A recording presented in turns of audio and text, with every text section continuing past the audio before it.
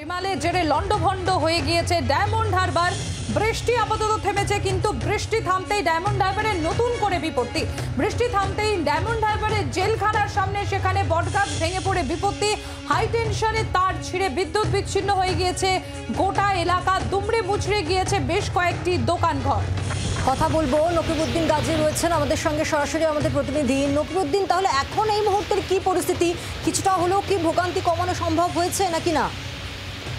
না, এখনো পর্যন্ত সেই ভোগান্তি আছে। মূলত বৃষ্টি থামতেই কিন্তু এই যে আস্ত পুরানো একটা বটগাছ, যে বটগাছ ডায়মন্ড হারবার জেলখানার সামনে কোর্টের মধ্যে প্রশাসন ভবনের কাছে, এই বটগাছটা দীর্ঘ পুরনো এই বটগাছ, হঠাৎ করেই বৃষ্টি থামার ফলে কিন্তু গাছটি পড়ে যায় এবং হাইটের তার এবং দোকান, বেশ কিছু দোকান পুরো দুমড়ে মুচড়ে যায়। আমি একটু দেখাবার চেষ্টা করব যে যে জায়গায় দোকান আছে এবং সেই দোকানে কিন্তু পুরোপুরি ভেঙে চলে যায় এবং পাশে একটি মসজিদ ছিল, সেই মসজিদের উপরে পুরো এটা পড়ে এবং পাশাপাশি আস্ত গাছ একটি হাই টেনশনে তার উপর পড়ার পরে কিন্তু যথেষ্ট ক্ষতি হয় এবং বিদ্যুৎ বিচ্ছিন্ন হয়ে যায়।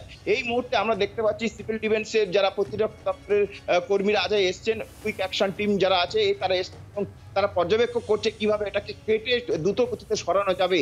এবং মূলত আজকে যে ঝড়ের বৃষ্টিতে বিভিন্ন জায়গায় কিন্তু জল এবং ঝড়ের ফলে কিন্তু প্রচুর পরিমাণে গাছ পড়ে, সেই গাছ পড়ার ফলে কিন্তু অনেকটাই সমস্যা পড়তে হয়। ফলে এই যে সমস্যা, সেই সমস্যার বিভিন্ন জায়গায় কাজ চলছে, ফলে কিন্তু কুইক অ্যাকশন টিম বেশ টিম এসছে, তারা দেখছে এবং সেখানে যারা যারা কর্মীরা আছে এসছে কিভাবে গাছটাকে সরানো যাবে, গাছটা কাটা যাবে।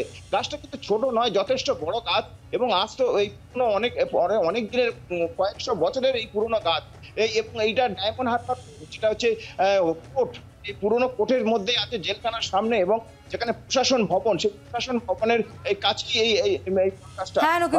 এই গাছটি পড়ে যাওয়ার ফলে অনেকটাই দুর্ভোগে। এই মুহূর্তে গাছ সরানোর কাজ চলছে, যদিও গোটা এলাকা বিদ্যুৎ বিচ্ছিন্ন হয়ে পড়ে রয়েছে। ধন্যবাদ, নজর রাখো। আরো খবর নিয়ে ফিরছি, দেখতে থাকুন জি 24 ঘন্টা।